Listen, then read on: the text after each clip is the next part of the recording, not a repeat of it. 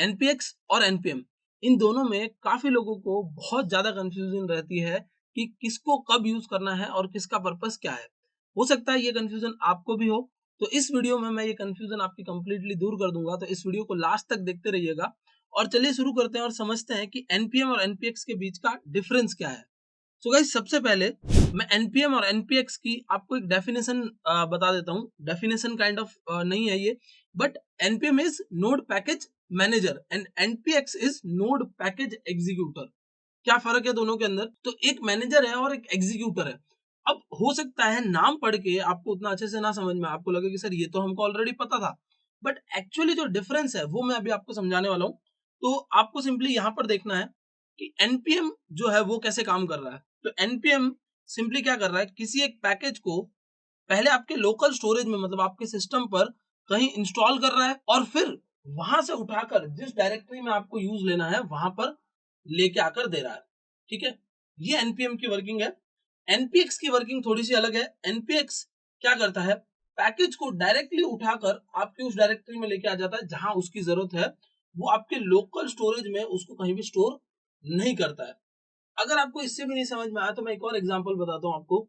Suppose हम उस जमाने में जी रहे हैं जब हमें क्या करना पड़ता था, गाने सुनने के लिए गाने को डाउनलोड करना पड़ता था पहले, और फिर गाने सुनने पड़ते थे। तो जब हम लोग गाने डाउनलोड करते थे और तब सुनते थे, मतलब पहले हमने गाने को डाउनलोड किया अपने मेमोरी कार्ड के अंदर, लोकल स्टोरेज के अंदर, और फिर हमने उसको गाने को प्ले किया हमारे म्यूजिक प्लेयर के ऊपर, तो वो था आपका एनपीएम।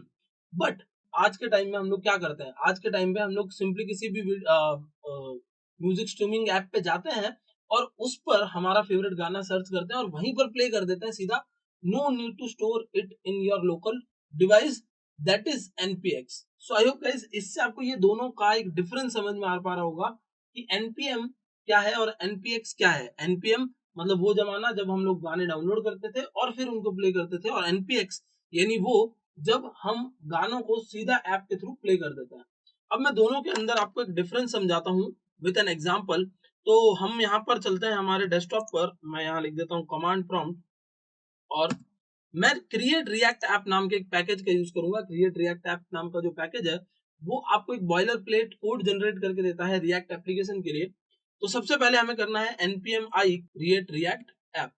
ये क्या करेगा गाइस, ये रिएक्ट ऐप को आपके सिस्टम में इंस्टॉल कर देगा। सॉरी, मैंने यहाँ पर create react app hyphen global नहीं लिखा, हाइफन हाइफन ग्लोबल। तो ये क्या करेगा, ये रिएक्ट ऐप को आपके पूरे पूरे सिस्टम में ग्लोबली इंस्टॉल कर लेगा रिएक्ट ऐप नाम के पैकेज को। अब आप कहीं पर भी जा सकते हो और वहां पर जाकर राइट क्लिक करके एक नया फोल्डर बना सकते हो। जैसे मैंने टेस्ट नाम से एक फोल्डर बना लिया, और इस फोल्डर के अंदर जाके आप सिंपली क्या कर सकते हो, इस फोल्डर को मैं अपने वीएस कोड पे लगा देता हूँ, और इस फोल्डर के अंदर जाकर आप यहाँ आकर सिंपली लिख सकते हो create react app space dot. ठीक है, create react app space dot. तो एनपीएम ने क्या किया यहाँ पर, देखिए एनपीएम ने पहले इस पैकेज को आपके लोकल स्टोरेज में डाला। अब जब आप उस पैकेज का नाम लिख रहे हो तो एनपीएम क्या कर रहा है, उस पैकेज को वहां से एग्जीक्यूट करवा रहा है। मतलब एग्जीक्यूशन कहां से हो रही है गाइस, एग्जीक्यूशन हो रही है आपके लोकल स्टोरेज, मतलब आपके लोकल सिस्टम से एग्जीक्यूशन हो रही है। ओके, तो यहाँ एनपीएम रोल प्ले कर रहा है। जब उसने क्या किया, उसने पैकेज को आपके लोकल स्टोरेज में डाला और लोकल स्टोरेज से उसने जो डायरेक्टरी थी जहां यूज करना था वहां यूज कर लिया।